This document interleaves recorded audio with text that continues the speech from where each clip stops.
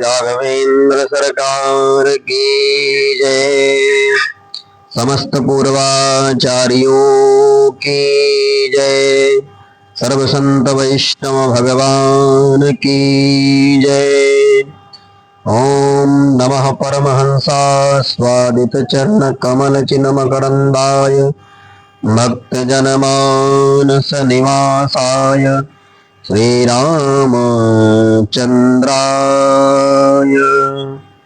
गौरांगं रसमयं नित्यं रसाचार्यं रसोत्सुकं श्रीमद्रामहर्षणदेवाख्यं सद्गुरुं प्रणमाम्यहम्। श्री राघवेंद्र सरकार की जय। श्री तीर्थराज प्रयाग की जय। आज बड़े ही सौभाग्य का विषय है। भगवान की महती अनुकंपा है कि श्री तीर्थराज प्रयाग में ठाकुर जी के पाद पद्मों में अविराजित होकर के श्री चैत्र मास के दिव्य पावन पर्व पर अविराजित होकर के इस समय हम लोग उस बेला में अविराजित हैं कि जो चैत्र नवरात्र में माता जगदम्बिका जी का ये दिन है और ठाकुर श्री राघवेंद्र सरकार की रामनवमी के उपलक्ष्य पर हम लोग परम पावन सैन्य परिसर में अविराजित होकर के समस्त सेनानियों के मध्य में बैठ करके भगवान की मंगलमयी कथा सुधा का समास्वादन कर रहे हैं। वास्तव में कहते हैं भगवान की कथा भगवान ही इसके श्रोता हैं और भगवान ही इसके वक्ता भी हैं। क्यों? क्योंकि साधारण जीव भगवान की कथा नहीं श्रवण कर सकता है। भगवान जब प्रेरणा करते हैं शरीर में आकर के तभी हम आप भगवान की कथा सुन सकते हैं। इसीलिए आलवंदार स्तोत्र में स्वामी श्री यामुनाचार्य जी महाराज जी कहते हैं कि माधवांघ्रित्वयोपायं माधवांघ्रिप्रयोजनम। माधवांघ्रित्वयोपायम, भगवान ही उपाय है और भगवान ही उस उपाय को प्राप्त कराने वाले हैं। और गोस्वामी जी भी यही बात मानस जी में कहते हैं कि साधन साध्य राम पद नेहु। कहते हैं साधन साध्य, भगवान ही साधन है और भगवान ही साध्य है। अर्थात किसी साधन से नहीं प्राप्त किया जा सकता है भगवान को। कहते हैं केवल एकमात्र सत्संग ही है। इसीलिए सत्संग लब्धया भक्त्या महिमां च उपासिता सवै में दर्शितं सदभि अंजसा विन्द्यते पदम। कहते सत्संग लब्धया भक्त्या महिमां च उपासिता, सत्संग के द्वारा ही मुझको प्राप्त किया जा सकता है। ये बात भगवान कहते हैं भागवत जी के 11वें स्कंद में, सवई में दर्शितम सदभि। और जो मनुष्य सत्संग प्राप्त करता है वो मनुष्य समस्त प्राणी मात्र में भगवान का दर्शन करता है। और यही नहीं, बोले अंजसा विन्द्यते पदम। अंजसा अर्थात बिना प्रयास के ही भगवान की पदवी को प्राप्त कर सकता है। क्यों? क्योंकि यही जीवन का परम लाभ भी है। कहते हैं कि एकांत लाभो वच सुनो पुंसाम सुश्लोक मौलेर गुणवादमाहु श्रुतेश्च विद्वद्भिरुपाकृतायाम् कथा सुधायामुपसंप्रयोगम्। कहते हैं एकांत लाभम वचसो अनुपुंसाम। कहते हैं कि वाणी का एकांत लाभ है कि वाणी से भगवान का गुणगान होता रहे। भागवत जी में श्री मैत्रेय मुनि जी महाराज विदुर जी से ये बात कहते हैं कि एकांत लाभो वचसो अनुपुंसाम। प्राणियों का एकांत लाभ क्या है?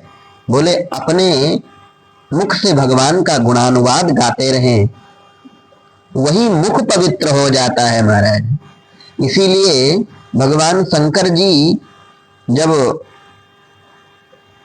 श्री गौरा जी भगवान की कथा जब सुनती हैं तो भगवान शंकर जी उनका मुख कहते हैं राम नाम वरानने। हे वरानने अर्थात श्रेष्ठ आननों वाली। श्रेष्ठ आनन श्रेष्ठ मुख कब होता है? जब उस श्रेष्ठ मुख के द्वारा हम भगवान की चर्चा करते हैं तो वही श्रेष्ठ मुख माना गया है महाराज। और सुश्लोक मौलेर गुणवाद बाहु।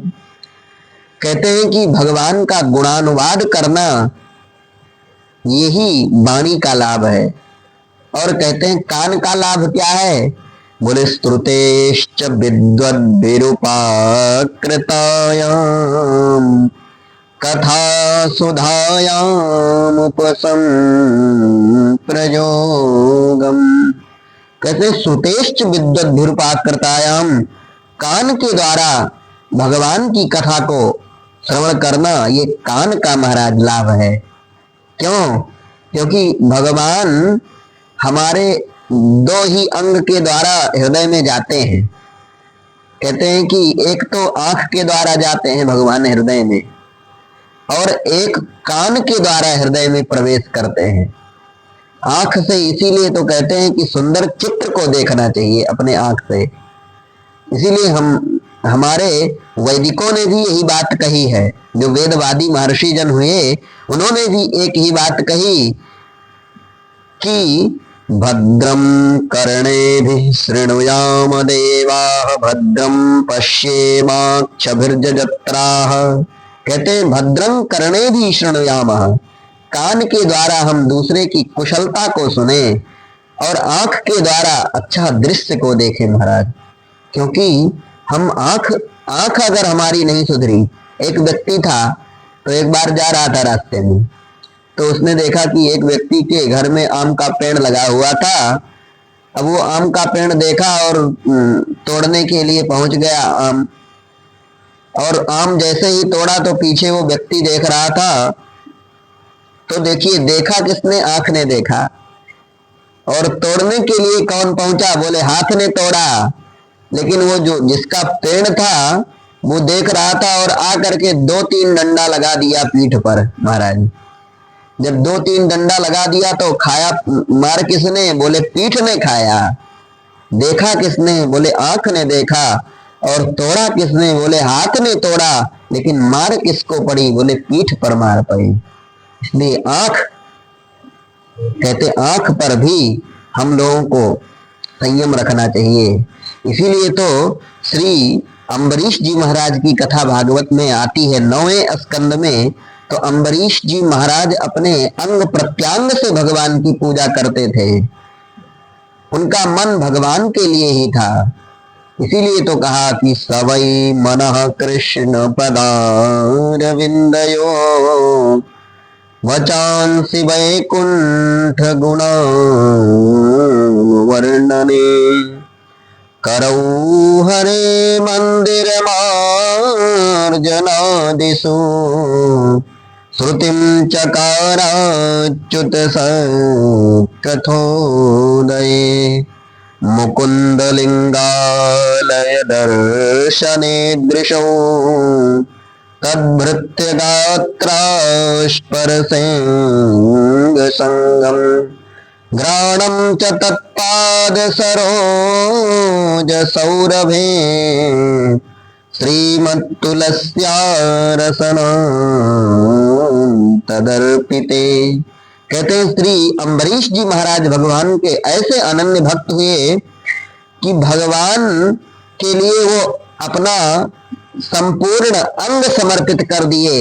आंख के द्वारा केवल भगवान का दर्शन करते थे, हाथ के द्वारा भगवान के लिए आटा स्वयं गेहूं पीसते थे कि भगवान के लिए हम ये गेहूं पीसेंगे, इसकी रोटी बनेगी तो भगवान इसको ग्रहण करेंगे। इसलिए उन्होंने अपने हाथ को रखा और करऊ हरे मंदिर मार्जनादिसु, भगवान के मंदिर की साफ सफाई करने के लिए अपने हाथ की बड़ाई समझी। और श्रुतिम चकाराच्युत कथोदय, और अपना कान केवल भगवान की कथा के लिए रखा। तो कान की शोभा भगवान के कथा से है और आंख की शोभा भगवान के मंदिर का दर्शन करना, यही मात्र हमारा उद्देश्य होना चाहिए। इन्हीं शब्दों के साथ वाणी को विराम।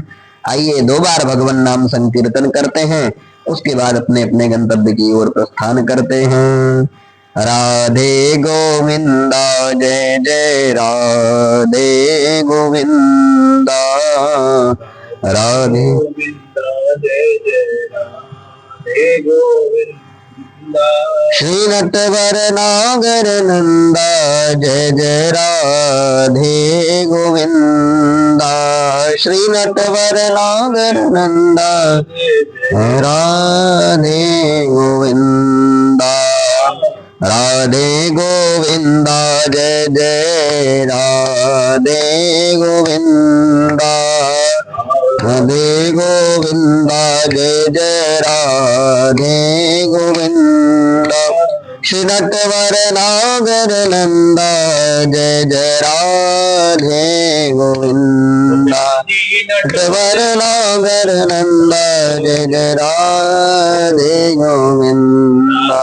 बोले बांके बिहारी लाल की, समस्त प्रपन्न वैष्णव की, श्री सद्गुरुदेव भगवान की, भागीरथी मैया की, श्री भरद्वाज जी महाराज की, त्रिवेणी धाम की, ब्रह्मेश्वर मंदिर की, समस्त प्रपन्न वैष्णवों की, तीर्थराज प्रयाग के समस्त क्षेत्रों की जय जय श्री राम।